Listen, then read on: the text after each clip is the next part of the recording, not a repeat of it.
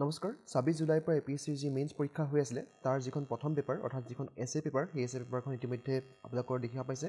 যে দুটা পাৰ্ট আছে ছেকশ্যন এ আৰু ছেকশ্যন বি আৰু প্ৰথমবাৰৰ কাৰণে এবাৰ কি হৈছে যে অসমীয়াত এবাৰ প্ৰশ্নখিনি আহিছে আপোনালোকে নিশ্চয় দেখিছে প্ৰত্যেকটো প্ৰশ্ন এবাৰ অসমীয়াত তেওঁলোকে দিছে সো যদি আমি প্ৰথম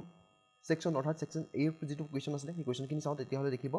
প্ৰথম যিটো কুৱেশ্যন আছিলে সেইটো আছিলে কি addiction is a compulsive disorder rather than criminal act 2 নম্বৰটো প্ৰশ্ন কৈছিলে কি যে obesity a new age disorder অৰ্থাৎ মেদবহুলতা নতুন যুগৰ এক ব্যাধি 3 নম্বৰ যিটো টপিক আছিলে সেইটো আছিলে কি the Indian joint family and instrument of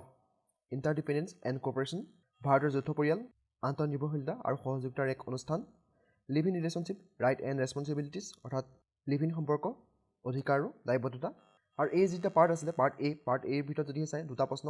3 আৰু 4 সেইটো আমাৰ GS 1 খনৰ পৰা আহিছে অৰ্থাৎ ইণ্ডিয়ান ছ'চাইটিৰ পৰা আহিছে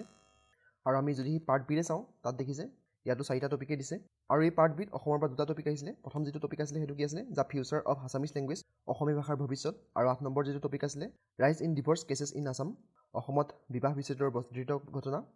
6 নম্বৰ যিটো টপিক আছিলে সেইটো কি অপেন বুক এক্সামিনেশ্যন মুক্ত পুথি পৰীক্ষা আৰু 7 নম্বৰতে যিটো টপিক আছিলে সেই টপিকটো আছিলে কি presence of life in the cosmos অৰ্থাৎ মহাজগতত জীৱৰ অস্তিত্ব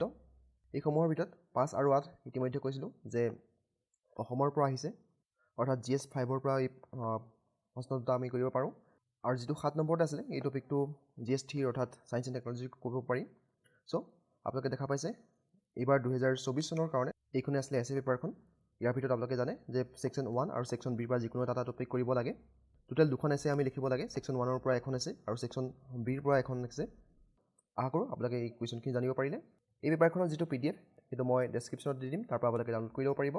চ' আজিৰ ভিডিঅ'টো ইমানে সামৰিছোঁ ধন্যবাদ